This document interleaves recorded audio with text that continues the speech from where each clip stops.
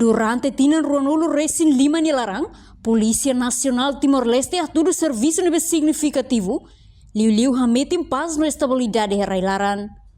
Diretor Executivo Fundação Mahém Nelson Beloba jornalista Sira, liu-se conferência imprensa, quarta-feira, lor 5 fevereiro, tinan rua Ronolo Resin 5, iha bairro central dili.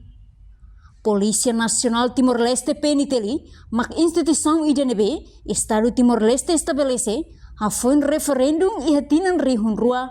Portanto, Fundação Mahém louva Timor-Leste Sirahotu, tanto feto no mane, nebe maghaknar ania instituição PNTLI, também instituição IDN, haturu ninha desenvolvimento nebe significativo tebes, husi início to ohin lorong, liu hametim paz no estabilidade herailaran. Entel instituição IDNB maka itani estado cria rasik depois ita ukur rasikan ita rasik desenvolve através do site cooperação nacional a cooperação estratégico ou cooperação histórico ita desenvolve itani instituição IDN.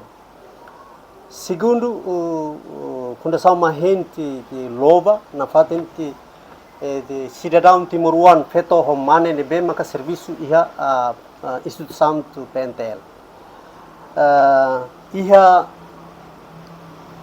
PNTL linha desenvolvimento desde que hari tomai agora ia 25 anos ia progresso ida nebe barak teteres ita bele conta katak dan depois de transferência poder tus de e pol ba PNTL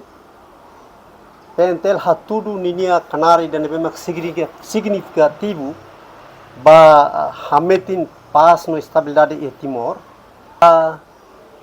Desenvolvimento do instituição do PNTL meskipun lacunas barak mas progresso barak ne bem que resista. Primeiro, durante